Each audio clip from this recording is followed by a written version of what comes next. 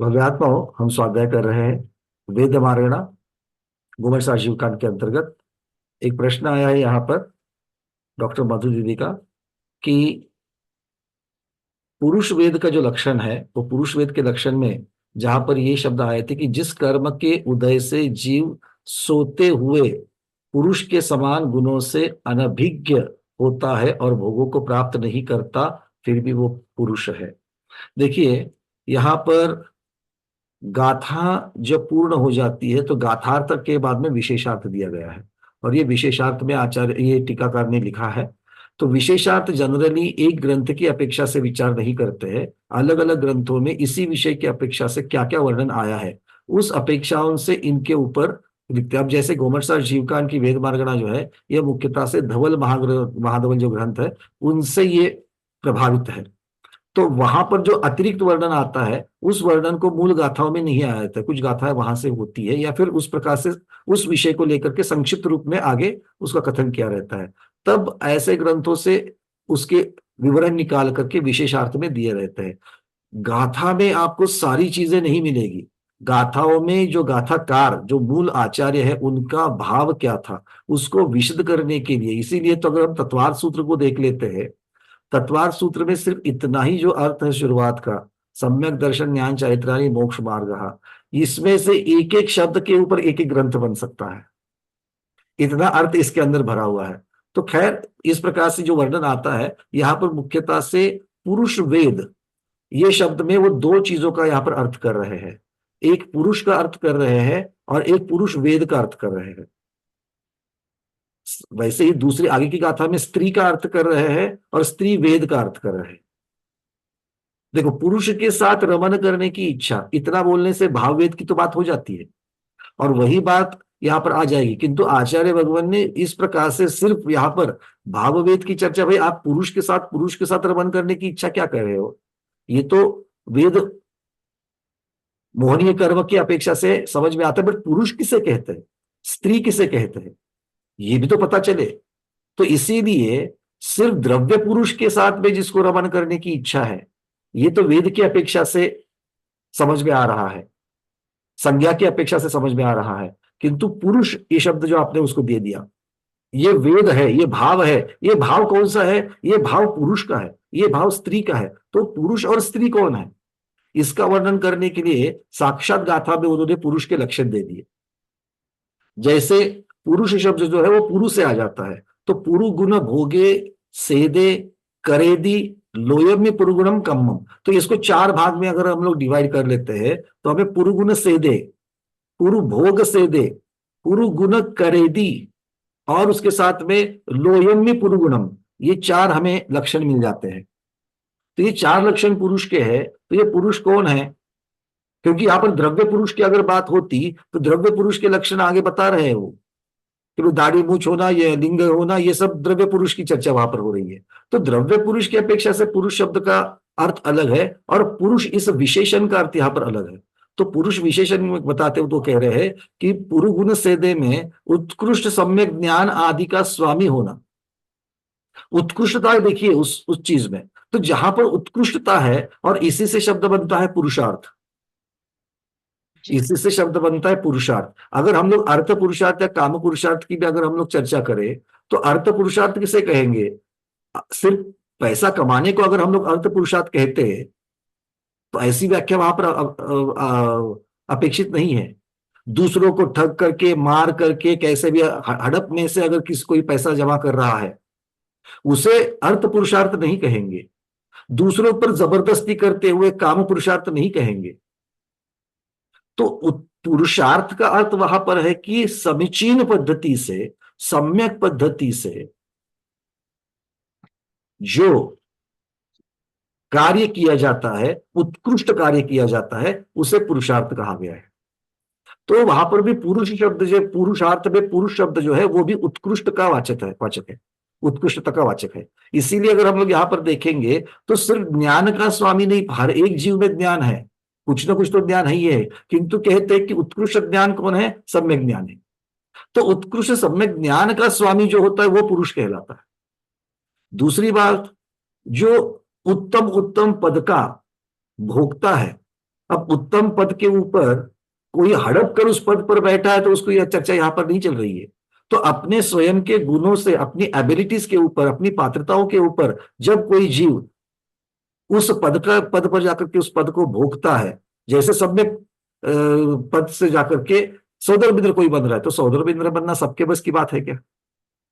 कोई भी बोले मैं सौदरबिंद्र बन जाऊं तो चलेगा क्या? नहीं। तो सौदरबिंद्र बनने के लिए क्या क्या करना पड़ेगा? कोई भी नारायण बनेगा क्या? कोई भी चक्रवर्ती बलभद्र तीर्थंकर बन सकता है क्या? ऐसे ऐसे पद पर जाने वाला जीव। और इसीलिए अगर आप देखोगे कि कहीं कहीं कर्म सिद्धांत में भी अगर हम लोग देखते हैं कि कोई कर्म प्रकृतियों का उदय पुरुष वेद में ही होता है, बिना पुरुष वेद के नहीं होता है। ये क्या है? वहां पर भी पुरुष वेद में ही होता है। इस चीज को भी हमें समझना है वहां पर, क्योंकि वो उत्कृष्ट पद का धारक, उत्कृष्ट पद की अपेक्षा से वहां पर वर्णन आता है। और वो उत्कृष्ट पद पाने के लिए आपका हार्डवेयर भी वैसे होना अध्यारूत होता है, वो एजम्पशन है कि आपका शरीर जब तक, देखो उत्कृष्ट पद को भोगने के लिए भी आपका शरीर जो है वो बहुत सामर्थ्यवान चाहिए, और वो सामर्थ्यवान शरीर द्रव्य पुरुष का होता है। तो उस अपेक्षा से देखेंगे तो पूर्व भोग क्षेत्र समझ में आता है। तीसरा है पूर्व गुण करेदी, धर्म अर्थ काम मोक्ष रूपी पुरुषार्थ को जो करता है वो पुरुष है। सीधी सीधी व्याख्या यहां पर, ये जो करेदी शब्द हमें जो गाथा में दिख रहा है। आगे पूर्व उत्तम से दे, उत्तम परमेष्टि पद में जो स्थित होता है। परमेष्टि पद जो है वो अब पूज्यता की अपेक्षा से ले लेना, क्योंकि परम और इष्ट दोनों ही शब्द उसमें है। अब ये सिर्फ कोई संसार के पद की चर्चा नहीं कर रहे हैं, किंतु पूज्यता की अपेक्षा से है। नारायण प्रतिनारायण ये जो पद है ये भी उत्तम पद है, और ये उत्तम पद कहां से भी आए हुए जीवों को नहीं मिलता, स्वर्ग से आए हुए जीवों को ही, पुण्यवान जीवों को ही ये मिलते हैं, और पुण्य से ही ये पद मिलते हैं। और आगे जाकर के उन पदों का किस प्रकार से आगे उनका निर्वहन होता है, या आगे चल करके वो नियम से नरक में जाते, बट नरक में जाते इसका मतलब ये नहीं कि वो अनादिकाल संसार तक वो नरक में भटकते हैं। वहां से निकल करके वो उत्तम पदों को प्राप्त करते हैं, जल्द से जल्द संसार को खत्म भी करते हैं, क्योंकि वो महापुरुष की गणना में आते हैं। एक अकेला नारायण प्रतिनारायण का भव वहां से निकलकर नियम से वो दोनों भी नरक में जाते हैं, इसका मतलब ये नहीं कि वो महापुरुषों में उनके पद पाने के लिए कोई भी पा सकता है, और ऐरे गैरे की चर्चा वहां पर चल रही है, नहीं ऐसी बात नहीं है। तो ये सारे उत्तम, और ये यहाँ पर तो अंत में तो पूर्व उत्तम श्रेष्ठ में तो परमेष्टि पद में जो स्थित होता है उसकी चर्चा है, तो जगत पूज्यता की बात चल रही है परमेष्टि पद मतलब। तो इस प्रकार से ये, और ऐसा जीव अगर सोते हुए भी, आचार्य भगवान यहां पर विराजमान है, आचार्य भगवान जब स्वाध्याय में बैठे हैं तब भी वो पूज्य है, जब वो विहार कर रहे हैं तब भी पूज्य है, जब वो आहार कर रहे हैं तो भी पूज्य है, क्योंकि उनकी सारी की सारी ये जो व्यवहार की प्रवृत्तियां है वो सम्यक रीति से चल रही है, समितियों के द्वारा चल रही है। अभी भी अगर आचार्य जी यहां पर बैठे, अगर मान लो कुछ काम आया उठेंगे, तो वो उठेंगे कैसे? समिति के द्वारा उठेंगे। वो किताब को हाथ भी लगाएंगे तो समिति के द्वारा पीछे से परिवार्जन करके ही लगाएंगे, क्योंकि ये परमेष्टि, इसीलिए तो इनको परमेष्टि कहा गया है। हम सब बाकियों को परमेष्टि क्यों नहीं कहा गया? बैठे तो वो भी है, बैठे तो हम भी है, हर रोज वो भी आते हैं, हम हर रोज हम भी आते हैं, क्यों हमें परमेष्टि नहीं कह रहे? बातें समझ में आ रही है? वो पुरुषार्थ जो कर रहे हैं वो पुरुषार्थ पुरुष शब्द का वाचक है, ये महत्वपूर्ण चीज है, और पूज्यता उसी से आ जाती है। क्लियर है? तो यहां पर आगे जो कह रहे हैं कि अगर जब वो भोगों को प्राप्त नहीं कर रहे तो भी सौदरबिंद्र का पद, तो भी चक्रवर्ती का पद। चक्रवर्ती जो षटखंड पृथ्वी जीतने का जो पुरुषार्थ करते हैं, तो वो क्या जीवन भर वही जी करते रहते हैं क्या? नहीं ना। अपने महल में आकर के जब वो बैठे हैं तब भी तो वो लौकिक पद की अपेक्षा, चक्रवर्ती के पद की अपेक्षा तो वो महान है ही है। तो ये यहां पर कह रहे हैं कि ये जो महान पद वाले जो पुरुष है, वो अगर किसी कर्म का उदय मतलब कौन से दर्शनावर्णी कर्म का उदय, जैसे निद्रा आदि है, वो है। इसका अर्थ एक ही है कि पुरुषार्थ करने वाला पुरुष, ये जो हमने अब तक यहां पर बात कही है, अगर वो अब पुरुषार्थ नहीं कर रहा है तो भी वो पुरुष ही है। नैगम नई की अपेक्षा से लगा लेना, नई की अपेक्षा से जब होता है, किंतु उनके पुरुषार्थ में कमी नहीं आती है, ये उनको यहां पर कहना है। तो उनके पुरुष पने में उनको वहां पर कोई कमी नहीं आती है, ये उनको यहां पर कहना है। हाँ, तो मतलब मॉरल ऑफ द स्टोरी ये हो गया कि एंड में जो ये चारों गुण जो अपन ने बताए, पुरु गुण शेते, पुरु भाग भोग शेते, पुरु गुण करोति, पुरु उत्तम शेते, इन सब को इवन जब वो सो रहे हैं या वो नहीं यूज कर रहे तो भी वो गुण जब व्यक्त नहीं हो रहे तब भी वो पुरुष ही कहलाए। बिल्कुल आपने सही शब्द लगाया, वो अव्यक्त है। वो अव्यक्त है, और अव्यक्त है तभी भी वो पुरुष है, क्योंकि वो गुण उनमें विद्यमान है। ठीक है। अब स्त्री के बारे में भी ऐसा ही है। कल भी हमने बहुत इसकी चर्चा की थी कि स्त्री के बारे में यहां पर जो वर्णन किया गया है, कैसे किया गया है, दोषों से स्वयं को आच्छादित करती है और दूसरों को भी आच्छादित करती है। जो आच्छादित करती है वो स्त्री है, यहां तक जाकर के आचार्य भगवान ने कहा, जो स्वयं आच्छादनशील होने के कारण छादनशीला जम्हा तम्हा सावनिया इत्थि, ये शब्द लगाया आचार्य भगवान ने। छादनशीला, आच्छादनशील है, जो आच्छादनशील है वो स्त्री है। तो कर्म को लगाओ, कर्म को लगाओ। कर्म भी तो आच्छादित कर रहा है कि नहीं कर रहा है? कर रहा है। ठीक है। किंतु यहां पर कर्म से छुटकारा चाहिए, इसीलिए स्त्री से भी हमेशा छुटकारा चाहिए।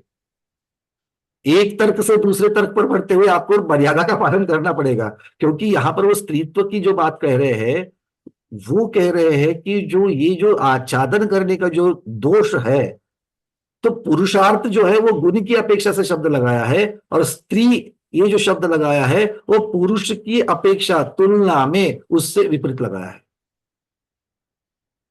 जो आच्छादन और लिप्त करे, जो पापों से स्वयं लिप्त हो, दूसरों को लिप्त करे, दूसरों को वश करे, रमण की इच्छा करे। रमण की इच्छा तो पुरुष भी कर रहा है, तो ये उसका सिर्फ जब वेद की अपेक्षा यहां पर मैथुन संज्ञा की अपेक्षा से विचार कर रहे हैं, तब जाकर के वो किसके साथ में रमण करने की इच्छा करते हैं, ये वहां पर उदाहरण आएगा। पर स्त्री शब्द यहां पर जो विशेषण लगाया गया है, वो स्त्री विशेषण की बात जब करे, अब ये क्या 24 घंटे वही करते रहेगी? पुरुषार्थ वाले भी, पुरुष भी क्या 24 घंटे वही करते रहेंगे? नहीं। तो यहां पर उस प्रकरण की अपेक्षा से कहा जाएगा। दूसरों के, रूबी जी पूछ रही कि दूसरों को आच्छादित करना, ये स्त्री वेद में आया। देखो, स्त्री वेद शब्द लगाते ही आपको स्त्री वेद के साथ में आने वाले रमण करने की इच्छा, ये मुख्यता, और स्त्रीत्व का जो विशेषण यहां पर जिस अपेक्षा से दिया जा रहा है, क्योंकि सारा वर्णन जो है कथनचित रहता है, और इसीलिए अंत में टीकाकार ने भी वहां पर बहुत क्लैरिफिकेशन दे दिया, यद्यपि तीर्थंकर माता आदि कुछ महान स्त्रियां ऐसी भी है जिनमें ये लक्षण घटित नहीं होता, तथापि प्रचुरता की अपेक्षा से ये लक्षण कहा गया है। देखो, स्त्री का मन चंचल होता है, ये वाक्य कहते कि नहीं कहते? अब ये तो कोई गाथा में तो आया है, या इन जनरल जैन कहते, अजैन कहते, सभी कहते? तो ये चंचलता है, उस पर्याय में चंचलता है, इसका मतलब ये नहीं कि सभी में है। क्योंकि जब आरिका माता जी, गनिनी माता जी, और ऐसे ऐसे उदाहरण की योग धारण करके, अब मैं प्रतिमा योग शब्द नहीं लगाऊंगा, तो फिर भी वो अपने सामायिक में वगैरह इतना वो एकाग्र हो जाती है, उपसर्गों को सहन करती है, तो क्या उनको ये सब लक्षण लगाएंगे? चंचल मन की बात करेंगे? और उनसे ज्यादा कितने पुरुषों को हम, द्रव्य पुरुषों को हम चंचल मन वाले दिखाएं? तो इसीलिए यहां पर उन पर्टिकुलर कुछ लोगों की चर्चा नहीं चल रही है, ये प्रचुरता से लक्षण या प्रचुरता से वर्णन किया गया है, ये बात यहां पर हमको देखना है। ठीक है। इसीलिए वेद वार्गणा को पढ़ते वक्त बहुत सोच समझ करके इन चीजों को लेना है। सिर्फ शब्दार्थ से लेकर के सभी स्त्रियों को एक थाली में और सभी पुरुषों को एक थाली में ऐसे रखोगे तो ये अर्थ का अनर्थ हो जाएगा। ठीक है। तो ये सावधानता हमें रखनी है। क्लियर है दीदी? लास्ट चीज, तो क्या ऐसा हो सकता है कि जैसे अपन ने आर्य और मलेच्छ की डेफिनेशन में बताया कि भले ही तुम जन्म से आर्य हो पर अगर काम मलेच्छ जैसे करते हो तो मलेच्छ, तो इसी तरह भले तुम द्रव्य से पुरुष हो लेकिन अगर तुम्हारे स्त्रीत्व है तुम्हारे अंदर तो तुम स्त्रियों के जैसे गुणों को पाल रहे हो। ये विशेषण की अपेक्षा से हो जाएगा। वेद की चर्चा करोगे, वेद मोहनीय कर्म की चर्चा करोगे, तो रमन करने की इच्छा, ये वाला पॉइंट सबसे आगे रहेगा, वो प्रधानता से देखा जाएगा। ठीक है। हाँ, बिल्कुल पर ठीक। गुणों की क्योंकि बाकी गुणों की आपने जो कहा, बाकी जो आपने कहा आर्य और म्लेच्छ, कर्म से आर्य और जन्म से आर्य, बिल्कुल ये कर्म से पुरुष और कर्म से स्त्री, इस प्रकार से लगा सकते हैं। कर्म मतलब कर्म के उदय से नहीं, अपने कार्यों से, इस प्रकार से, पुरुषार्थ से, अपने पुरुषार्थ। अपने पुरुषार्थ से। देखो, पुरुषार्थ वापस शब्द वही लगा रहे हो आप, पुरुषार्थ पुरुष के साथ में चला जाएगा। ठीक है ना? चलिए, तो इस प्रकार से ये पुरुष और स्त्री के बारे में लक्षण होने के बाद, हाँ रूबी दीदी। वरना भैया जी, मैं ये जानना चाह रही थी भैया जी, जैसे पु- पुरुषार्थ, ये जो पुरुषार्थ वर्ड है, जो भी कुछ पुरुष के बारे में बताया जा रहा है, मतलब ये गुणों की संज्ञा है, मतलब पुरुष हाँ, संज्ञा दी गई है ना, ये है ना? गुण को जहां पर गुण है वो पुरुष, पुरुष शब्द गुण की अपेक्षा उत्तम, से है यहाँ पर। हाँ जी, जो उत्तम गुण है या उत्तम कर्म है या उत्तम भाव है, वो पुरुष संज्ञा हम्म। है ना? बिल्कुल बिल्कुल। और जो जो मध्यम में आ जाता है वो स्त्री संज्ञा है, ऐसे हम कह सकते हैं ना? अगर तुलनात्मक कहे तो उससे अलग हो जाएगा, बस इतनी सी संज्ञा बात। है, मतलब ये कोई मतलब ना ना पर्टिकुलर स्त्रियों के लिए कहा गया है, ना मतलब किसी उसके लिए, ये संज्ञा है। आप मतलब जो सबसे ऊपर का लेवल है वो पुरुष भेद हो गया, पुरुष हो गया वो संज्ञा, और जो उनसे थोड़ा सा नीचे है वो स्त्री संज्ञा हो गई, उस मतलब उन भावों को या उन गुणों को हम कहेंगे, और उससे नीचे जो है वो नपुंसक संज्ञा हो गई। ऐसा हम मतलब समझ सकते हैं कि नहीं? अब नपुंसक में उनके जो वर्णन किए गए हैं, अब ये नपुंसक में मुख्यतः से आप मध्यम जघन्य की जो बात कर रहे हैं वो ऐसा मैं नहीं कहना चाहूंगा, मतलब क्योंकि मिक्स में तीनों आ जाएगा अपनी अपनी वो। विशेषता लिए हुए हैं।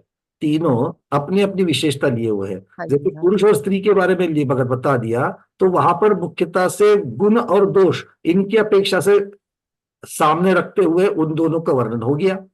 हाँ अब जी। नपुंसक के लिए गुण और दोष के बाद में तीसरी चीज कोई रहती नहीं है। हाँ, तो उसमें वो हो गए मिक्स, मिश्रित जैसे बोलते हैं, वो हाँ, तो मिश्रित आ जाए। नपुंसक का वर्णन जो उन्होंने किया है वो मुख्यतः से वेद मोहनी कर्म की अपेक्षा से कैसे, आइए देखते पढ़ते ताकि अपने आप ये सारी चीजें क्लियर हो जाएगी। ठीक है, मैं हाँ यहाँ जी। से स्क्रीन शेयर कर रहा हूँ। एक चीज और पूछनी थी भैया जी। हाँ दी बोलिए। भैया ये पूछना था मुझे कि जो उपगूहन वो होता है, एक होता है ना कि हमें, है ना, वो हमें, हम कौन से उसमें रख सकते हैं उसे, हम सम्यक पुरुष। दर्शन में उपगमन का अर्थ होता है कि दूसरों के दोषों को छिपाना। हाँ जी, तो उसे हम हाँ, किस में रखना अनुपगमन जो है, अनुपगमन मतलब दूसरों के दोषों को उजागर करना। वो वहां पर दोषों को उजागर करना या छुपाना इसकी अपेक्षा से वर्णन है। यहाँ पर स्वयं दोषों से लिप्त होती है, मतलब स्वयं दोषपूर्ण कार्य करना और दूसरों को भी उस पाप कार्य में सम्मिलित करना। ये बात है, दोनों में थोड़ा सा अंतर है। अच्छा, तो लेकिन मुझे ये जानना है कि हम उसे किस में रखेंगे, जब हम दूसरों के दोषों को आच्छादित कर रहे हैं, हम्म। तब हम किस में रखेंगे उस, मतलब उस गुण को हम किस में रखेंगे? तो सम्यक दर्शन क्योंकि के मलों में रखोगे। सम्यक दर्शन की जो मल है, मतलब समीचीन क्रियाएं जो होती है, समीचीन क्रिया की विपरीत क्रिया हो जाएगी वो। नहीं, मतलब इसमें इन तीनों में से, इन दोनों में से, पुरुष और स्त्री वाले में से नहीं आने का क्या? नहीं, अब ऐसे अगर आप इसका विस्तार करोगे तो अपने आप स्त्री में ही आ जाएगा, है ना? क्योंकि हाँ, दोषों से संबंधित बातें जो है वो स्त्री में वहां पर आई है। ठीक है। तो उसके साथ में आ जाएगा, उसका विस्तार जब होगा तो आ जाएगा, मतलब चुगली करना, दूसरों के दोषों को ज्यादा से ज्यादा उजागर करना। नहीं, आच्छादित करना, छुपाना, नहीं नहीं नहीं, छुपाने छुपाने की वाला, बात यहाँ पर, छुपाना किसको छुपा रहे हो? यहाँ पर गुणों मतलब को, दूसरों यहाँ के पर गुणों दोषों, को छुपाने की बात चल रही है। नहीं, दोषों को छुपाने की बात नहीं चल रही है। मैं दूसरों के दोषों को छुपाने वाला पूछ रही थी कि उसको हम किस में रखें, वो अगर तो किसी का पुरुष कोई पे दोष वो तो छुपाना चाहते हैं। वो पुरुष पे चला जाएगा। ठीक है। वो पुरुष में चला जाएगा। सुनने वाले इस बात को ना समझे कि मैं द्रव्य पुरुष की बात कर रहा हूँ। वो पुरुष में चला जाएगा, मतलब गुणी जीव में चला गुणों में, जाएगा। गुण संज्ञा में, हाँ, पुरुष गुण गुण संज्ञा में संज्ञा। चला जाएगा, बिल्कुल। जी भैया। उपगुहन गुण होगा, अनुपगुहन दोष होगा। जी भैया जी। चलिए, सबको गाथा दिख रही है? 275 नंबर की गाथा। नेवित्थि नेव पुमं नवुंसवो उभय लिंग विदीरितो इट्ठावग्गि समानग वेदनगर्वो कलुष चित्तो।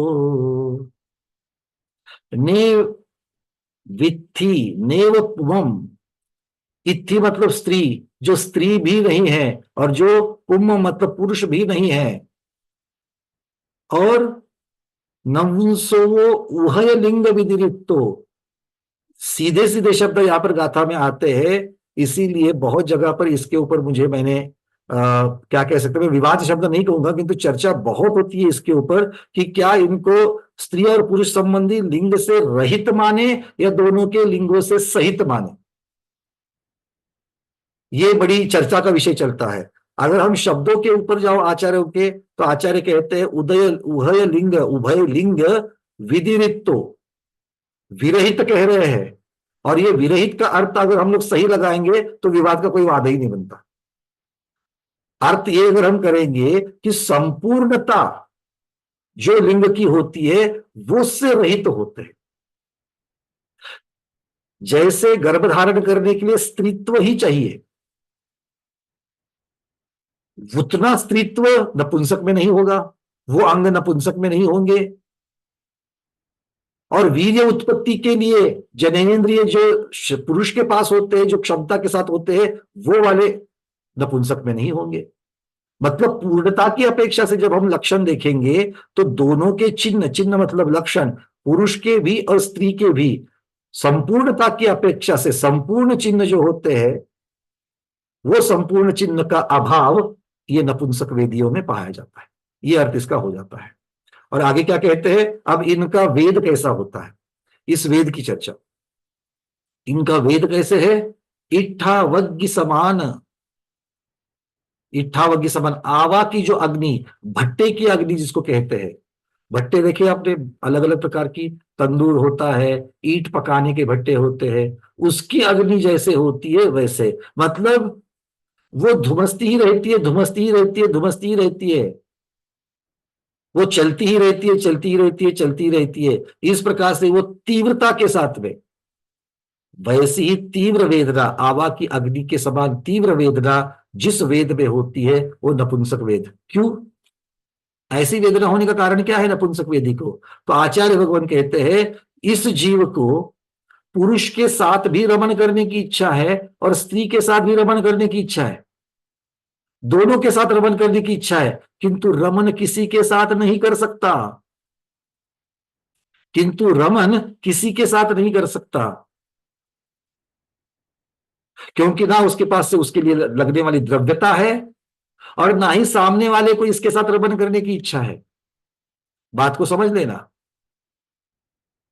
जबरदस्ती और वो सारी चीजों को, विकल्प जो है उनको यहां पर हटा देना, यहां पर प्रचुरता का वर्णन देख लो, क्योंकि यहां पर वेद के साथ रमन होने के लिए दोनों चीजों की आवश्यकता है। सामने वाले को भी तुम्हारे साथ रमन करने की इच्छा है, तभी तो आप उसको भोग कर सकते हो, और दोनों के पास में लगने वाले जो द्रव्य है वो द्रव्य भी होने चाहिए।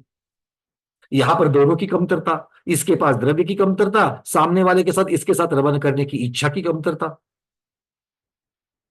इस अपेक्षा से ये भले दोनों के साथ रमन करना चाहता है, किंतु इसके साथ कोई रमन करना नहीं चाहता, और ये किसके साथ में रमन कर भी नहीं सकता। इसकी अपेक्षा से ये हमेशा झुलसता ही रहता है, ये हमेशा उस अग्नि में तड़पता ही रहता है, उस सुख भोग की चाह में हमेशा तड़पता रहता है। इस प्रकार का ये नपुंसक वेदी है, इस प्रकार का ये नपुंसक वेदी है। इसको समझना, क्योंकि ये पाप प्रकृति है, इस पाप प्रकृति को कभी भी किसी को नहीं पाना है।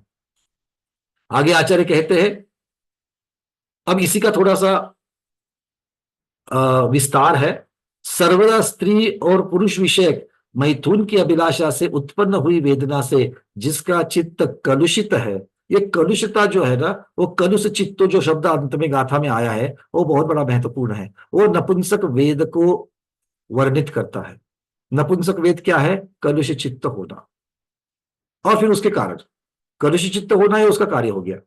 जिसके स्त्री और पुरुष विषयक दोनों प्रकार की अभिलाषा पाई जाती है उसे नपुंसक कहते हैं, अथवा नपुंसक, अब शास्त्रीय भाषा में कहेंगे नपुंसक वेद नो कषाय के उदय से जो आत्म परिणाम होते हैं वह नपुंसक वेद कहलाते हैं। जिसके दाढ़ी मूछ लिंग इत्यादि पुरुषों के चिन्ह तथा स्तन योनि इत्यादि स्त्रियों के चिन्ह, ये दोनों चिन्ह नहीं पाए जाते हैं, वह नपुंसक कहलाता है। यह द्रव्य की अपेक्षा से वर्णन, ये द्रव्य नपुंसक का वर्णन हो रहा है। ठीक है, चलिए आगे क्या कहते हैं। अब हमें तीन विशेषण यहां पर मिल गए। पहला है चिन्हों से रहित, जो स्त्री और पुरुष दोनों प्रकार के चिन्हों से रहित हो, अर्थात संपूर्ण चिन्हों से रहित हो, जिसको स्त्री और पुरुष दोनों के साथ रमन करने की इच्छा हो। यहां पर और एक शब्द लगाया स्त्री और पुरुष के साथ में, कहीं कहीं ये भी शब्द लगाया गया है स्त्री और पुरुष के साथ युगपत रमन करने की इच्छा, ऐसे भी शब्द यहां पर आए हुए हैं। और जो कलुषित चित्त, जो तीव्र काम पीड़ा से पीड़ित हो और उसे पूर्ण करने में अक्षम होने की वजह से हमेशा नित्य कलुषित चित्त हो, वो नपुंसक कहलाता है। ये आचार्य भगवान हमें यहां पर कह रहे हैं। अब इनके जो इच्छा है, ये जो नपुंसक भाव है, इस नपुंसक भाव को ईट अर्थात आवा के अग्नि की या ईंट भट्टी के अग्नि की उपमा दी जाती है। ये यहाँ पर आपको चित्र के द्वारा भी बताया गया है। तो इस प्रकार से ये तीनों वेदों की चर्चा करने के बाद में अब आचार्य भगवान, चूंकि ये मोक्ष मार्ग का भी वर्णन है, मोक्ष पर जाने वाले जीवों की भी चर्चा है, तो इसीलिए वो कहते हैं कि इन जीवों से रहित। आचार्य से आपने हैंड रेस किया है? हाँ, को होस्टिंग निकल गया आपका, ठीक, निकल, चलिए। पंकज जी, हाँ आचार्य श्री। अभी जो तृतीय लिंग की चर्चा चल रही है, हाँ, तो एकेंद्रीय, स्थावर और विकलेंद्रीय जीवों में ये तृतीय लिंग होने से क्या इन जीवों में भी इस प्रकार के परिणाम होते हैं कि बिल्कुल इस सिर्फ प्रकार की पंचेंद्रिय त्रियंच अथवा मनुष्यों की अपेक्षा ही इसकी चर्चा हो रही है? ये प्रधानता से पंचेंद्रिय की अपेक्षा से होगी, क्योंकि संगी पंचेंद्रिय में कलुष चित्त जो होना है, जो यहाँ पर इसका मुख्य लक्षण भी बताया गया है, वो कलुषता वो यहाँ पर ज्यादा होगी, क्योंकि इस प्रकार के चिन्हों से सहित होना ये पंचेंद्रियों का द्रव्य भाव है। पंचेंद्रिय के द्रव्य में ये होता है। बाकी के जो स्थावर या फिर उनके विकलेंद्रिय आदि जो है, उनकी अपेक्षा से देखा जाए तो उनकी अपेक्षा से वो अपने अपने प्रजनन करने की अपेक्षा से वहां पर उतनी कलुषित चित्तता नहीं है, किंतु वहां पर उनको नपुंसक की अपेक्षा से कहा गया है। आगे इसका वर्णन स्वयं आ रहा है। जैसे चींटी भी है, चींटी के अंडे बनते हैं, मतलब प्रजनन तो हो रहा है, अगली पीढ़ी तो आ रही है उनकी, तो वहां पर कुछ ना कुछ तो किस प्रकार के बिना रमन किए वहां पर हो रहे हैं, क्या है, नपुंसक क्यों कहा है, इन सब की चर्चा वहां पर हो जाएगी।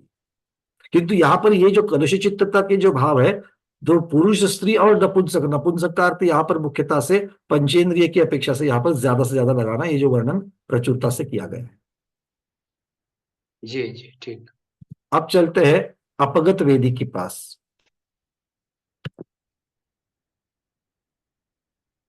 अपगत वेदी, अपगत शब्द का अर्थ होता है वेद रहित होना, और ये भाव वेद की अपेक्षा से वर्णन है, क्योंकि द्रव्य वेद तो कभी जाएगा नहीं। द्रव्य वेद कभी जाएगा क्या? द्रव्य वेद कभी नहीं, वो अंत तक टिकेगा ही टिकेगा। तो भाव वेद की अपेक्षा से आचार्य भगवान कह रहे हैं कि तीनकारी सिट्ट पागग्गि सरिस परिणाम वेद अनुमुक्का अवगय वेदा जीवा सग संभवनंतवर सुखा। तीनकारी, तृण की अग्नि, कारी मतलब कारिष्कीय, कारिश अग्नि, इष्टपाग अग्नि, सिट्टपाग मतलब इष्टपाग अग्नि मतलब आवे की अग्नि, इनके समान कारिश की अग्नि मतलब कंडे की अग्नि। पहली तृण की, पुरुष वेद की अपेक्षा से वर्णन, तृण की अग्नि, गस्सू के घास वाली अग्नि। स्त्री वेद मतलब कारी अर्थात कारिश, कंडे की अग्नि, उपलों की अग्नि। और तीसरी सिट्टपाग अग्नि, सिट्टपाक मतलब इष्टपाक अर्थात आवे की अग्नि, नपुंसक वेद की अपेक्षा से वर्णन। इन तीनों के समान तीनों वेदों के परिणाम से रहित भी जीव होते हैं, और वो जीव अपगत वेदी कहलाते हैं, वेद रहित जीव कहलाते हैं। मतलब जिनमें तीनों प्रकार के वेद नहीं पाए जाते हैं, वो अपगत वेदी या वेद रहित जीव कहलाते हैं। ऐसे जीव आत्मा से उत्पन्न होने वाले अनंत और सर्वोत्कृष्ट सुख को भोगते हैं। इंद्रिय जनित सुख की बात नहीं है, वो आत्मा से सर्वोत्कृष्ट सुख जो उत्पन्न होता है उस, क्योंकि यहां पर क्षपक श्रेणी की अपेक्षा से वर्णन, जो 90 गुण स्थान में वेद का नाश होकर के आगे बढ़ते हैं, उनके क्षयोक्षम वाली इंद्रिय जनित सुख वाली सारी कल्पनाएं, सारी चीजें पूर्ण हो जाती है, और वो आत्मा से उपभोगने वाले सुख में चले जाते हैं, उत्तम सुख में चले जाते हैं। आगे विशेषार्थ में कहते हैं, जिन जिन जीवों के तीनों प्रकार के वेदों से उत्पन्न होने वाला संताप, देखो गाथा में वेदी शब्द आता था, पुरुष स्त्री नपुंसक ये लगा देते थे वेद की अपेक्षा, किंतु उन्होंने वेद का वर्णन नहीं किया। तो उस वेद को इसके पहले जिस अग्नि की उपमा दी गई है, उस अग्नि का वहां पर गाथा में आचार्य भगवान ने उल्लेख किया है। बात समझ में आ रही है आपको? मतलब वेद से रहित होना, यहां पर इसका अर्थ उस वेद के भावों में जो अग्नि तप्तता, जो दुख था, उससे रहित होना, उन दुखों से रहित होना, मतलब अपगत वेदी होना। ये जो बात कह रहे हैं वो यहां पर विशेषार्थ में कहला रहे हैं कि जिनके तीनों प्रकार के वेदों से उत्पन्न होने वाला संताप, संताप होता है कि नहीं होता है? देखो, जब रमण करने की इच्छा हो और जब रमण करने के लिए नहीं मिले तो जीव संतापी हो ही जाता है। संतापी मतलब यहां पर उसको दुखदाई हो जाता है, ये यहां पर कह रहे हैं। तो इसके लिए जो अंतरंग का जो दाह है, अंतरंग की जो जलन है इस सुख को नहीं पाने की, वो दूर हो गया है, वे अपगत जीव कहलाते हैं, ये यहां पर कह रहे हैं।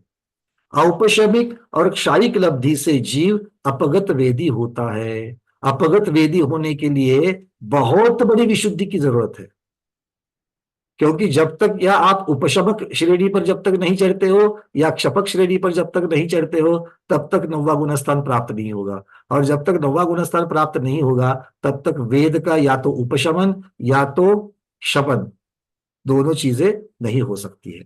इसलिए यहां पर कहते हैं कि औपशमिक लब्धि या क्षायिक लब्धि, इनसे ही तो जीव अपगत वेती होता है।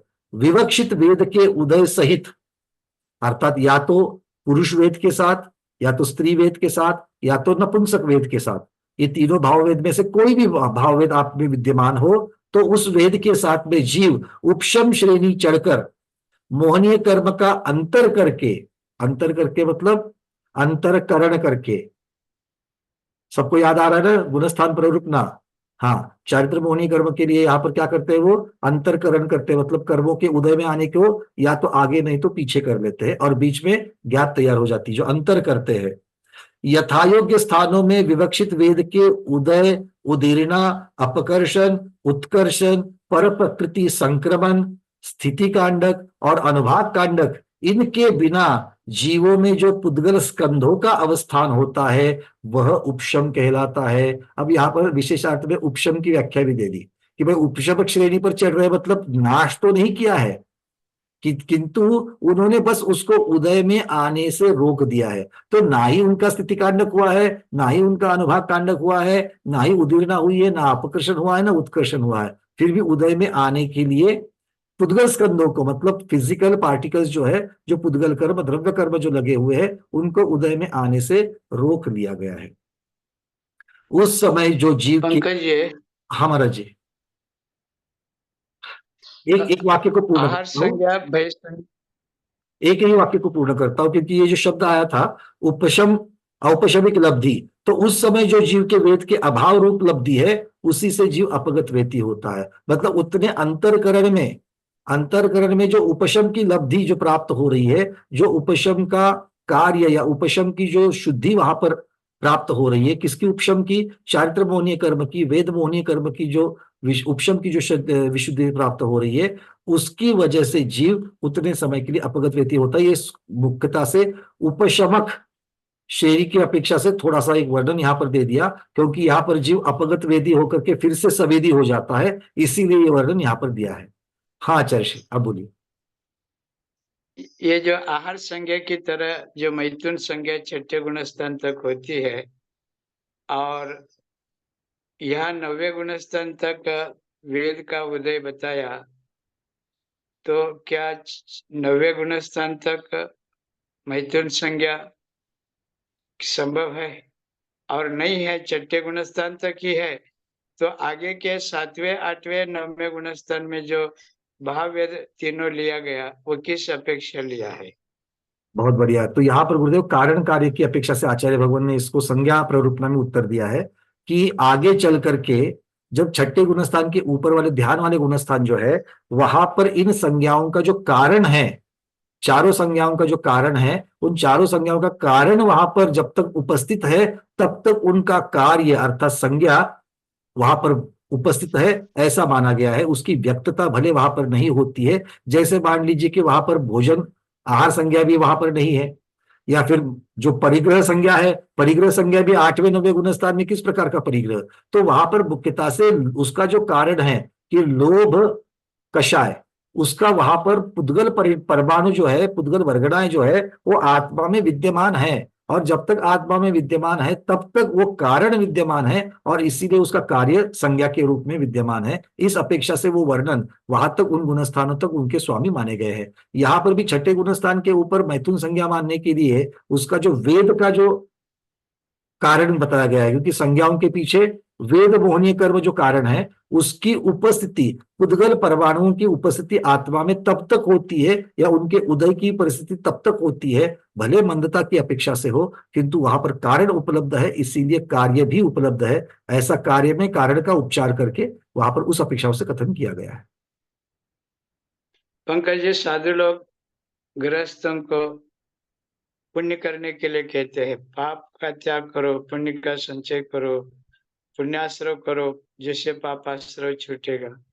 तो ये पुण्य वर्गनाओं का जो संचय, आश्रय बंध का जो उपदेश है, तो ये भी क्या परिग्रह संचय का ही एक प्रकार है क्या?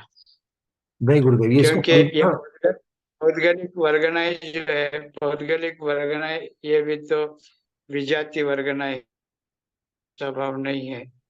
तो जब इनको संचय करना भी तो आगामी उसके फल को भोगने की अभिलाषा, यह भी तो भाव रूप से परिग्रह ही माना जाएगा ना।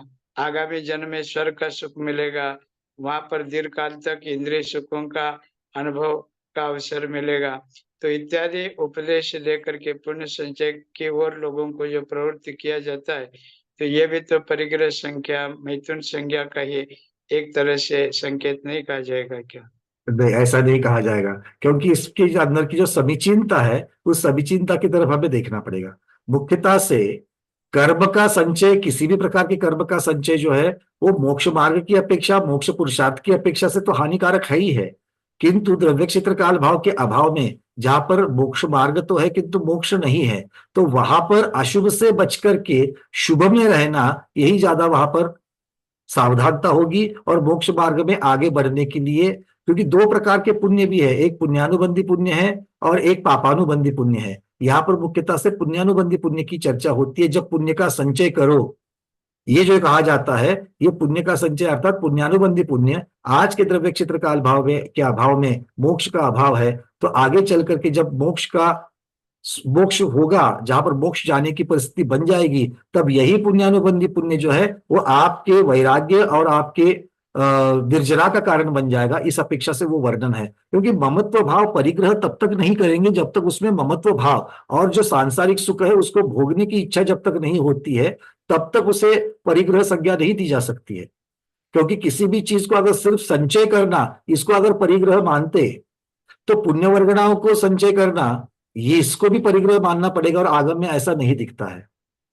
क्योंकि परिग्रह तब तक माना नहीं जाएगा जब तक मेरा उसमें ममत्व भाव नहीं होता है, तब तक परिग्रह नहीं माना जाएगा। क्योंकि अगर ऐसा होता तो फिर पिच्छी कमंडलु भी को तो उपकरण की जगह पर परिग्रह मानना पड़ेगा, क्योंकि पिंची कमंडलु वो मेरे लिए वहां पर आवश्यक साधन है। किंतु अगर किसी साधु का पिच्ची के साथ में लगा होता है कि मेरी पिच्ची मेरी पिच्ची मेरी पिच्ची, या मान लो कि मेरा कमंडल सबसे बढ़िया है, मैं उसको श्रृंगार, फिर वो सब वहां पर जो बाकी के पुलाक बकुश वगैरह जो वर्णन आता है उसकी तरफ वो चला जाएगा, और वो यहाँ पर वो बड़े भावलिंग के साथ बनता है, किंतु वो मार्ग मुख्य मार्ग नहीं है, प्रधान मार्ग नहीं है।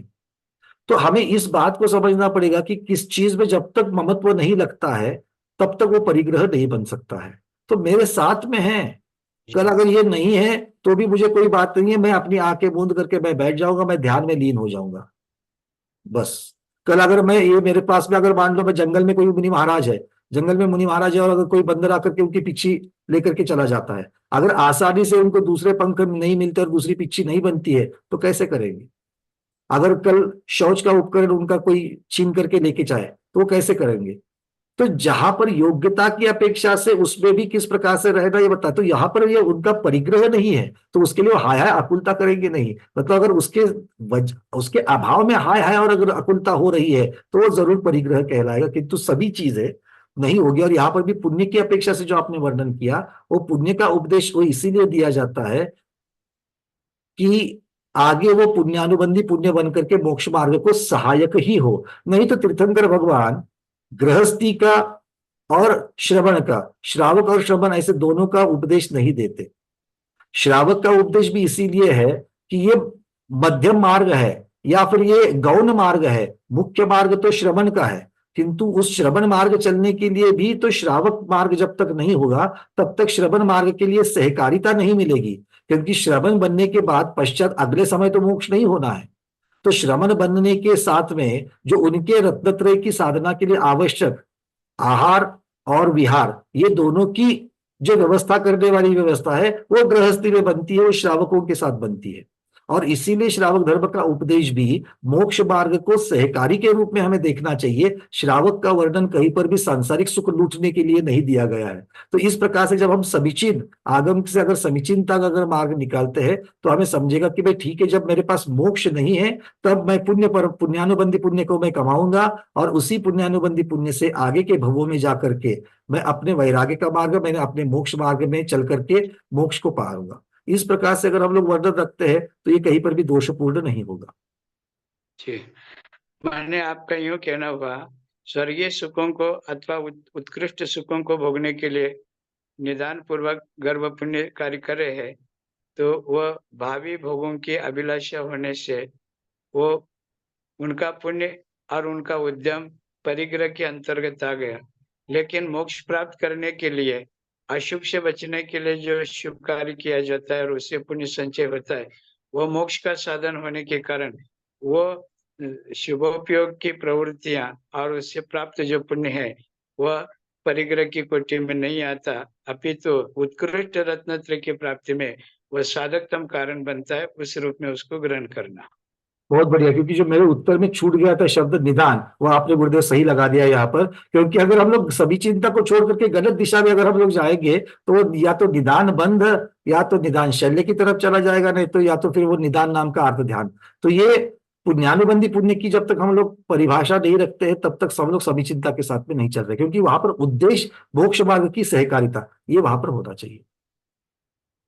इसीलिए पंकज जी, समय सार में कुलकुंद आचार्य ने मिथ्या दृष्टि के धर्म कार्य संबंधी एक मंतव्य रखा, रोचेदि सद्यदि पत्येदि धम्मम भोग निमित्तम नौकम खय निमित्तम।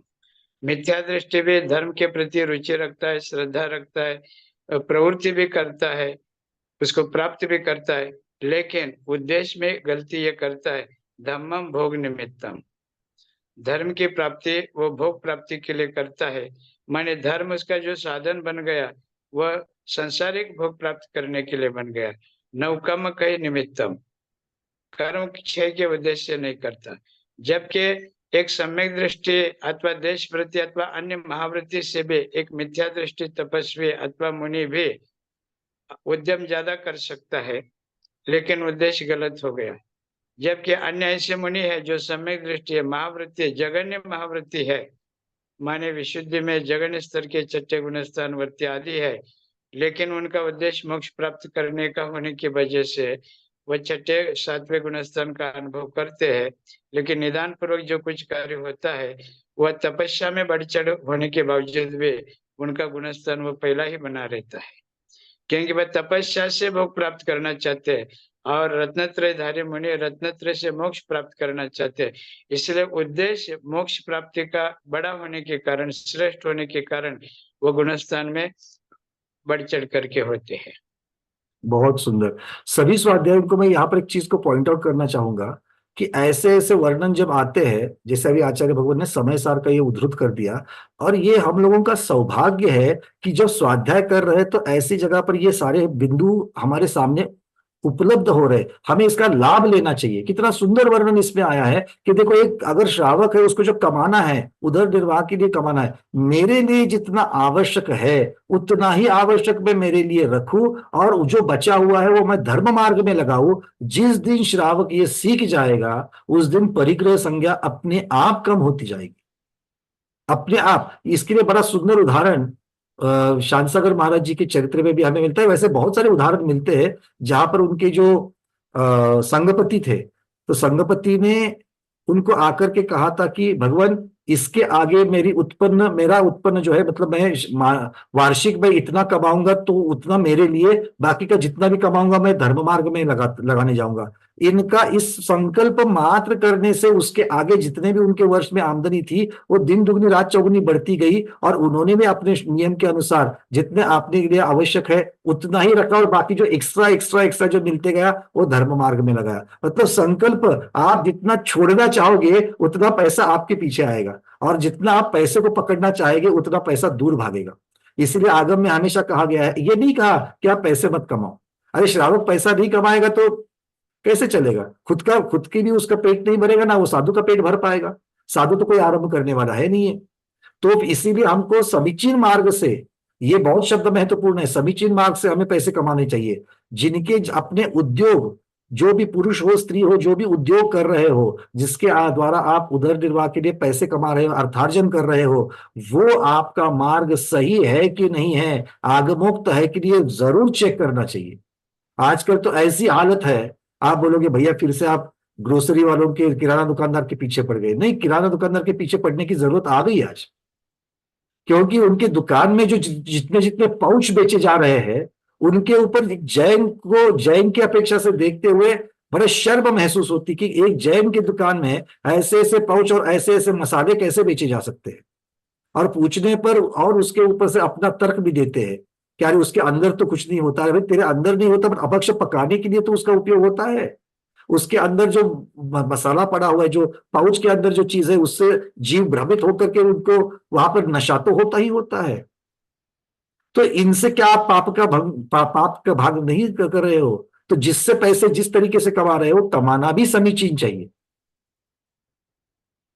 अगर मान लो कोई एडवोकेट का व्यवसाय कर रहा है, वकीली कर रहा है, ये जरूरी नहीं है कि आपको ठग कर के ही, या फिर सिर्फ अपने क्लाइंट को जिताना है इसलिए उसके दुर्गुणों की तरफ या उनके दोषों की तरफ आपको आंख बंद करके देखना और उसको जिता कर देने के लिए कुछ भी करने के मार्ग करना है। नहीं, ये पैसे कमाने के मार्ग नहीं है। हर एक व्यवसाय में अलग अलग प्रकार के गुण और दोषों से पैसा कमाया जा सकता है, किंतु समीचीन मार्ग से अगर हमें पैसे कमाएंगे तो पैसा अपने आप हमारे पीछे आएगा। और वो पैसा जब हमारे पीछे आएगा तो भी उससे मोहित ना होकर के हमें उसको धर्म मार्ग में लगाना चाहिए।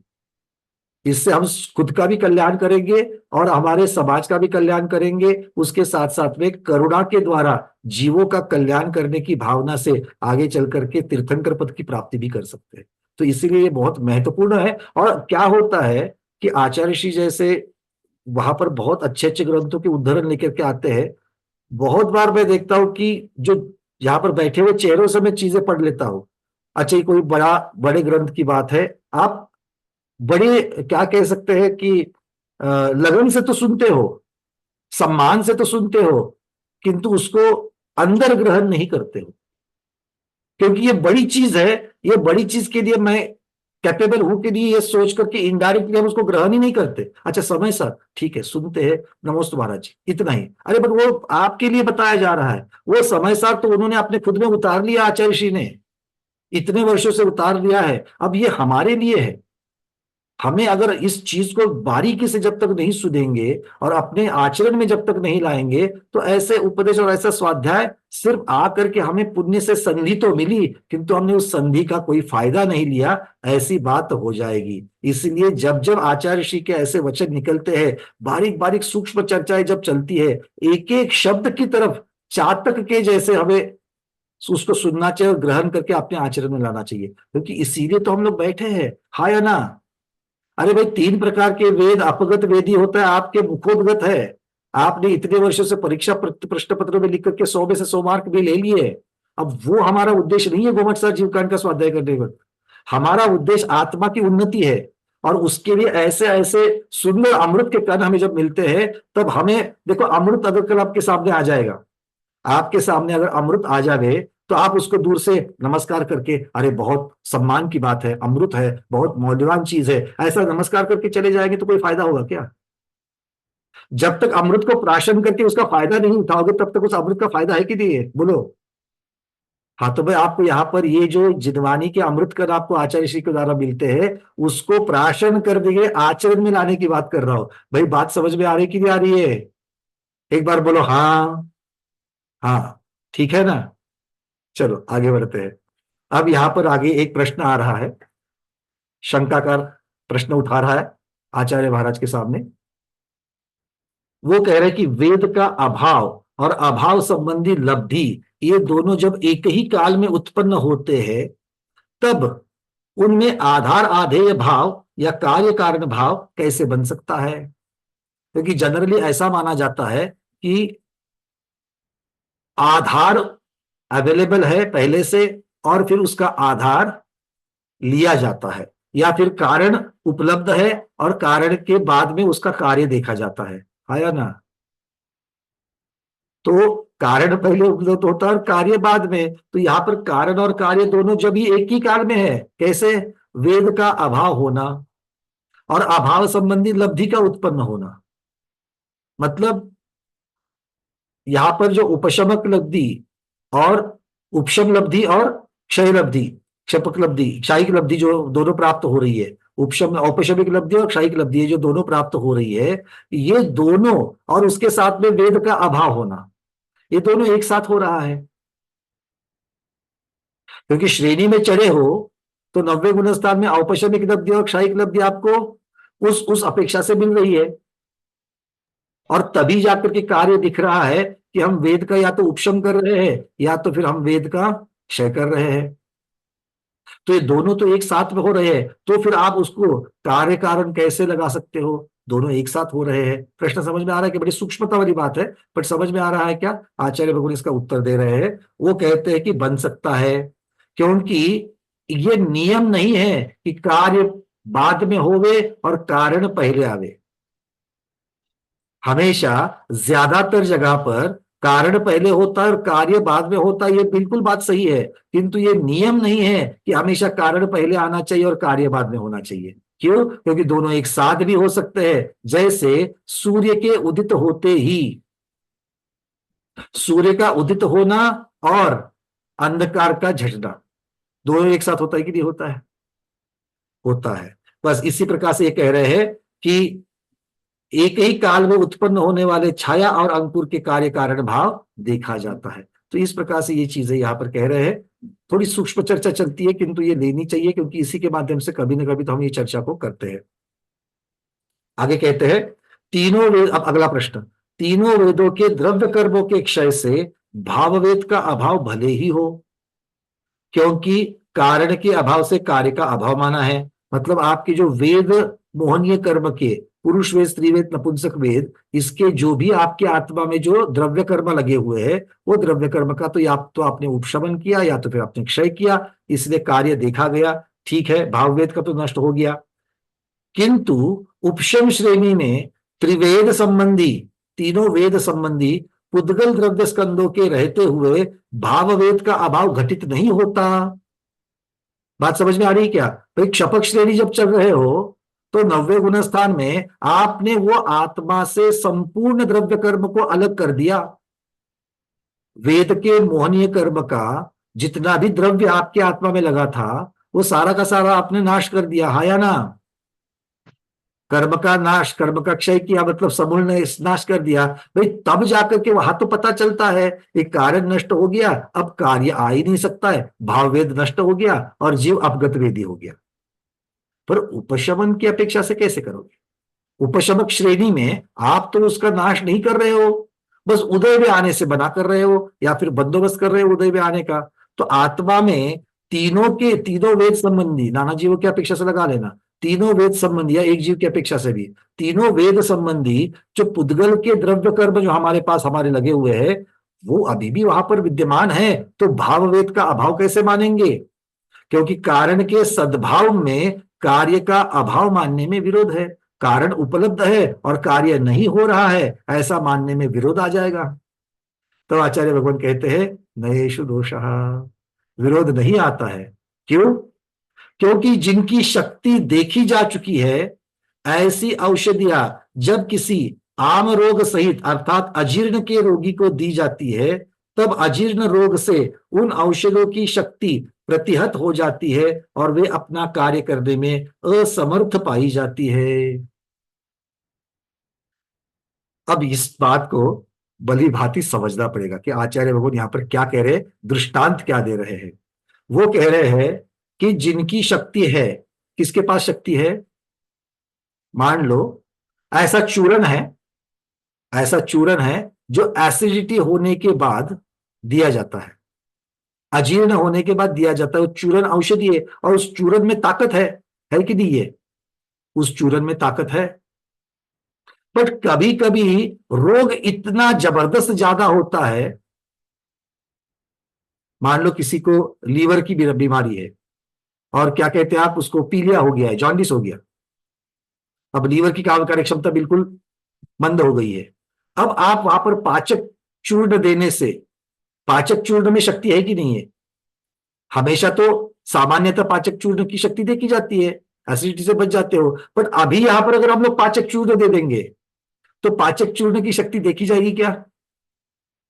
बोलो क्यों? क्योंकि वहां पर रोग जो है वो ज्यादा ताकतवर है, रोग जो है वो ज्यादा ताकतवर है, इसलिए शक्ति को भी, शक्ति वाली चीज को भी शक्तिहीनता दिखाई देती है। वैसे ही यहां पर जो वेद मोहनीय कर्म का द्रव्य पुद्गल परमाणु यहां पर विद्यमान तो है, किंतु उस विद्यमानता से ज्यादा उपशम करने से जो विशुद्धि प्राप्त हुई है, वो विशुद्धि इतनी जबरदस्त है, इतनी शक्तिशाली है कि उसकी शक्ति के सामने वो वेद मोहनीय कर्म का प्रभाव कुछ भी दिखाई नहीं देता है। और इसीलिए अंतर मुहूर्त तक आगे बढ़कर के फिर से 90 गुण स्थान के नीचे उतरने तक वहां पर भाव वेद उपशम हो जाता है, और इसीलिए उसका कार्य वहां पर देखा नहीं जाता है। बात समझ में आ गई? तो शक्तिशाली जो जीव होता है या शक्तिशाली जो चीज होती है, वो सामने वाले की शक्ति अगर बहुत ज्यादा है तो स्वयं शक्तिहीन हो जाती है। ये बात यहां पर कह रहे हैं। वेद मोहनीय कर्म में ताकत तो है, किसकी ताकत है? संज्ञा को उत्पन्न करने की, मैथुन संज्ञा को उत्पन्न करने की ताकत है। फिर भी कब? सामान्य परिस्थिति में, जब उपशम श्रेणी की जो विशुद्धि है, और वो विशुद्धि कैसे प्राप्त करी है? वो विशुद्धि कैसे प्राप्त करी है? शुक्ल ध्यान के द्वारा। 8वें 90 गुण स्थान में विशुद्धि किसके बल पर है? उसका कारण क्या है? शुक्ल ध्यान किया है, पहला शुक्ल ध्यान है कि नहीं है? अरे बोलो, गुणस्थान प्रवृत्तना के सारे स्वाध्यायी, ऐसा तो दिखाओ कि भाई आपने एक बार कभी तो पढ़ा है। आप है ना पूरा का पूरा भोजन भी करते हो, डकार भी नहीं देते हो। ऐसे तो दिखाओ कम से कम कि भाई हमने पढ़ा हुआ है ना? हाँ पढ़ा हुआ है, याद जितना आवे सो आवे, वो कोई बात नहीं है। ठीक है, चलो। तो ये यहाँ पर उदाहरण, बड़ा सुंदर दृष्टांत आचार्य भगवान ने दिया है। आगे कहते हैं, यद्यपि अनिवृत्तिकरण अर्थात 90 गुण स्थान के अवेद भाग के प्रारंभ से जीव अपगत वेदी हो जाता है, तथापि यहाँ पर उसकी विवक्षा नहीं है, किंतु केवली की विवक्षा है। मतलब ये सारा वर्णन जब अपगत वेदी का किया जाता है, वो क्षपक श्रेणी की अपेक्षा से वर्णन है, केवली भगवान की अपेक्षा से वर्णन है। क्योंकि वहीं पर वो जो अपगत वेद जो हो जाता है, जो वेद रहितता है, वो अनंत काल के लिए वेद रहितता है। उपशमन श्रेणी जो है, उपशमक श्रेणी जो है, उसमें अनंत काल के लिए नहीं बनेगी, बस वो टेम्पररी बन जाएगी। आगे कहते हैं, ऐसा क्यों? केवली भगवान की विवक्षा यहां पर क्यों है?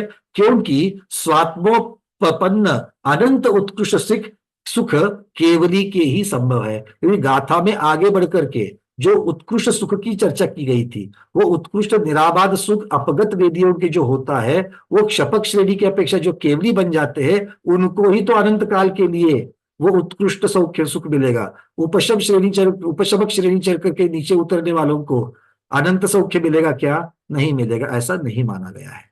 ठीक है, तो यहां पर जो वर्णन सारा अपगत वेदियों का किया है, वो मुख्यतः से क्षपक श्रेणी की अपेक्षा से लगा लेना। उपशमक श्रेणी की अपेक्षा से चर्चा तो है, किंतु वो चर्चा बस कुछ समय की अपेक्षा से है, हमेशा के लिए नित्यता की अपेक्षा से नहीं है। आगे कहते हैं, छद्मस्त अवस्था में ज्ञान दर्शन स्वभाव का घात होने से स्वाभाविक अनंत और उत्कृष्ट सुख संभव नहीं है, किंतु स्वभाव का घात रूपी दुख विद्यमान है। उपशमक श्रेणी से जब नीचे जीव उतर कर आता है, फिर से वो अभी भी छद्मस्त अवस्था में ही है। तो छद्मस्त अवस्था में इस प्रकार का सुख प्राप्त नहीं हो सकता है। क्यों? क्योंकि वहां पर स्वभाव का जो घात हो रहा है, जीव के शुद्ध स्वभाव का छद्मस्त अवस्था में जो घात होता है, उस घात का जो दुख है, वो दुख वहां पर विद्यमान छद्मस्त अवस्था में है, इसलिए वहां पर उत्कृष्ट सुख नहीं हो सकता है। देखो, एक चीज को जो एक को कार्य कारण, कारण को ही कार्य, कार्य को ही कारण बनाया गया है। छद्मस्त अवस्था में सुख क्यों नहीं है? छद्मस्त अवस्था में सुख क्यों नहीं है? क्योंकि अभी तक शुद्ध स्वभाव प्रकट नहीं हुआ है, यह है कारण। और उनको दुखी क्यों मान रहे हैं? क्यों मान रहे हैं? क्योंकि छद्मस्त अवस्था में है। मतलब एक के ऊपर जो दूसरा है, दूसरे के ऊपर पहला है, एक को कारण कार्य एक दूसरे में बदल बदल करके आचार्य भगवान यहां पर उसका वर्णन करते हैं। बड़ा सुंदर लगता है। ऐसी बातें आचार्य भगवान की जो वाक्पटुता होती है कि सामने वाले को ये तथ्य, अब आचार्यों को इसको सिद्ध करने की कोई जरूरत नहीं है क्योंकि केवल भगवान की वाणी है, ये पहले से सिद्ध ही है, किंतु सामने से जो पढ़ रहे हैं उनका सम्यक दर्शन दृढ़ हो जावे, इसलिए ऐसे दृष्टांत दे करके और अलग अलग तरीके की तर्क और क्लुप्तियां दे करके उसको सिद्ध किया जाता है। भाई बातें समझ में आ रही कि नहीं आ रही है? यहाँ पर कोई LIC एजेंट नहीं बैठा है जो आपके गले में कोई पॉलिसी मारने के लिए हमारा बिजनेस भाई आप बढ़ाना है, हमारा प्रोडक्ट ले लो, हमारा प्रोडक्ट ले लो। हाँ, क्या होता है बहुत बार हम लोग बायर, कंज्यूमर, ग्राहक की श्रावक से ग्राहक बन जाते हैं और फिर सोचते हैं फायदा है कि नहीं है कि नहीं, ऐसे प्रश्न पूछते हैं कि नहीं है। तब हम क्या होते हैं, श्रावक से ग्राहक बन जाते हैं क्योंकि ग्राहक ही ये विचार करता है इससे मेरा फायदा क्या है, और श्रावक क्या विचार करता है, ये केवली भगवान ने बताया मतलब मेरे काम का है, मुझे सारा का सारा लेना है। ये सोचने की जरूरत नहीं है अभी फायदा होगा क्या बाद में फायदा होगा, है कि नहीं है। हाँ, ये इस प्रकार से इसको सोचना है। आगे आपके सामने एक अभी मैं चार्ट लेकर के आ रहा हूं जहां पर गुणस्थान की अपेक्षा से स्वामित्व का कथन किया गया है। इसकी चर्चा करके फिर आपके प्रश्नोत्तर को ले लेंगे। यहां पर देखिए गुणस्थान की अपेक्षा वेद का स्वामित्व कैसे दिया है। पहले द्रव्य वेद और भाव वेद की अपेक्षा से देखते हैं। तो पुरुष वेद द्रव्य मतलब शरीर की अपेक्षा कौन कौन से गुणस्थान तक चलेगा, पहले से लेकर के 14वें गुणस्थान तक। द्रव्य तो द्रव्य है, सारे चिन्हों से रहित सहित पहले से 14वें गुणस्थान तक रहेगा। और भाव वेद पहले से 9वें, पुरुष वेद जो भाव पुरुष वेद है वो पहले से 9वें गुणस्थान तक चलेगा, 9वें के भी बीच में ही पूर्ण हो जाएगा, सवेद भाग तक चलेगा। स्त्री वेद द्रव्य की अपेक्षा स्त्री पर्याय में, स्त्री शरीर के साथ में 5 ही गुणस्थान हो सकते हैं। तो 1 से 5 गुणस्थान द्रव्य स्त्री के होते हैं, भाव स्त्री के 1 से 9 हो सकते हैं। नपुंसक वेदी 1 से 5 गुणस्थान, नपुंसक वेदी के 1 से 5 गुणस्थान हो सकते हैं, और मतलब वो एकदेश चारित्र को धारण कर सकता है। शरीर से नपुंसक है तो भी यहां पर मुख्य बात यह है, जिनको पता नहीं है वो आगम की परिप्रेक्ष्य में जान लीजिएगा, जिनका शरीर भी नपुंसक है, शरीर से जो नपुंसक है वो भी पंचम गुणस्थान को प्राप्त कर सकते हैं, प्रतिमाओं को धारण कर सकते हैं। और भाववेद नपुंसक वो तो 1 से 9 तक चलेगा। और अपगत वेदी किसे कहा जाता है, अपगत वेदी ये मुख्यतः से भाववेद की अपेक्षा से रचना बनती है, द्रव्य वेद की अपेक्षा से नहीं, किंतु द्रव्य वेद की अपेक्षा से अपगत वेदी शरीर से जो भावों से अपगत वेदी हुआ है उसका शरीर भी 14वें गुणस्थान तक चलेगा, 9वें से लेकर 14वें गुणस्थान तक। इस अपेक्षा से यहाँ पर 9वें से 14वां कहा है। वैसे अपगत वेदी का कोई शरीर नहीं होता है, अपगत वेदी का कोई द्रव्य वेद नहीं होता है, किंतु कथनचित जो भावों से अपगत वेदी हुआ है उसका शरीर अर्थात अपगत वेदी का द्रव्य वेद, ऐसा मान करके उस अपेक्षा से वर्णन करेंगे तो 9वें से 14वें गुणस्थान तक। और भाव वेद की अपेक्षा अपगत वेद का कोई भी भाव वेद नहीं होता है, इस अपेक्षा से उसे वेद रहित माना गया है। ठीक है, तो इस अपेक्षा से ये सारी चर्चाएं हमने यहाँ पर करी है। अब यहाँ से आगे जो प्रकरण चालू हो जाएगा वो वेद मार्गणा में संख्या की अपेक्षा से वर्णन चालू होगा। पंकज जी, हाँ महाराज। पंकज जी, ये अभी चार्ट एक सेकंड के लिए चार्ट दिखा सकते हैं क्या? हाँ 1 मिनट महाराज जी, मैं दिखा रहा हूँ। ये चार्ट द्रव्य वेद 1 मिनट मैं दिखा रहा हूँ महाराज जी, आगे थोड़ा सा चला गया।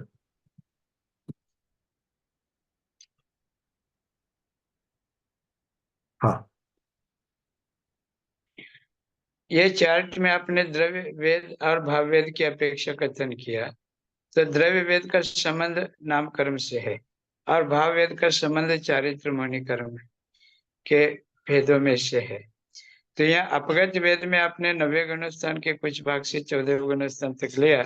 जब द्रव्य वेद की चर्चा करें और इस चपक श्रेणी हो उपशम श्रेणी हो तो इस श्रेणी में तो पुरुष के चढ़ने का अथवा उतरने का पात्र है। तो यहाँ पर द्रव्य वेद की अपेक्षा अपगत वेदी में भी अपन पुरुष वेद ही लिख सकते हैं ना। वहां पर होगा तो पुरुष वेद ही होगा, क्योंकि पुरुष वेद का यहाँ पर अलग से वर्णन किया है इस चार्ट में 1 से 14, और यहाँ पर स्वामित्व जो है वो अपगत वेदी का है। तो अपगत वेदी जीव कब बनता है? तो बनता ही नव्य गुण स्थान के अवैध भाग में बनता है, पहले समय से बनता है। इसीलिए भाव वेद की अपेक्षा उसके उस जीव का, अपगत वेदी जीव जो स्वामी है, उसका भाव वेद की अपेक्षा से कोई वेद नहीं है, किंतु उसके पास शरीर तो है, वो शरीर पुरुष का ही है, पक्का वो पुरुष का ही शरीर है, किंतु पुरुष का यहां पर अलग से वर्णन किया है, और पुरुष का शरीर पहले से 14वें गुण स्थान तक जाता है, इसलिए भ्रांति ना होवे, इसलिए अपगत वेदी का द्रव्य वेद अलग से मानते हुए, भले वो पुरुष ही है, किंतु अपगत वेदी का जो पुरुष शरीर है वो 9वें से 14वें तक चलेगा, ये यहां पर कहने का मतलब है। हाँ ठीक ठीक, मैंने 1 से 4 गुण 1 से 14 गुण स्थान आपने पुरुष वेद के पहले लिया। तो हाँ। यहाँ द्रव्य वेद, वेद माने वेदन करना है, वेद माने पीड़ा का अनुभव करना है। तो यहाँ पर द्रव्य वेद की जगह पर द्रव्य लिंग ऐसा शब्द रखे, और भाव वेद ये उचित शब्द है, ऐसा नहीं हो सकता ये क्या? पर्यायवाची है, बट आचार्यों ने द्रव्य वेद शब्द रखा है। शुरुआत में वेद के दो भाग किए, द्रव्य वेद और भाव वेद। एक शरीर की रचना, निर्माण और अंगोपांग नाम कर्म के उदय की वजह से जो शरीर बनता है, शरीर के चिन्ह बनते हैं, उनको उन्होंने द्रव्य वेद शब्द लगा दिया, और दूसरा भाव वेद लगा दिया, किंतु द्रव्य लिंग कहा और भाव लिंग कहा, ये पर्यायवाची हो जाएंगे, उसमें कोई नहीं है तो वेद मार्गणा, और आचार्यों ने जो शब्द रखे वही हमने यहाँ पे चार्ट में रख दिए। जी जी ठीक है। चलिए अब कुछ प्रश्नों को ले लेते हैं। हाँ विजय लक्ष्मी दीदी। ये मुझे पूछना था, नपुंसक वेद जो होते हैं वो दीक्षा ले सकते हैं क्या? मतलब 5वें गुण स्थान मतलब जा सकते हैं? उनकी सकल संयम की दीक्षा नहीं होगी, सकल संयम की दीक्षा नहीं होगी, 6ठा गुणस्थान नहीं बताया है, बट प्रतिमाओं को धारण कर सकते हैं। 5वां गुणस्थान दिया, इतनी यहाँ पर चर्चा है। मतलब अभी समझो 5वां गुण, तो वो मतलब अभी जैसे शुल्लक महाराज जी वैसा रहते तो वो ले सकते हैं? इसकी चर्चा यहाँ पर नहीं आई है कि क्या वो उत्तम श्रावक बन सकते कि नहीं बन सकते, ये चर्चा नहीं मिली, पर उनका गुणस्थान 5वां हो सकता है, ये वर्णन आ गया है। और 5वें गुणस्थान के बहुत सारे संयम के संयम स्थान बताए गए हैं। चलिए आगे और।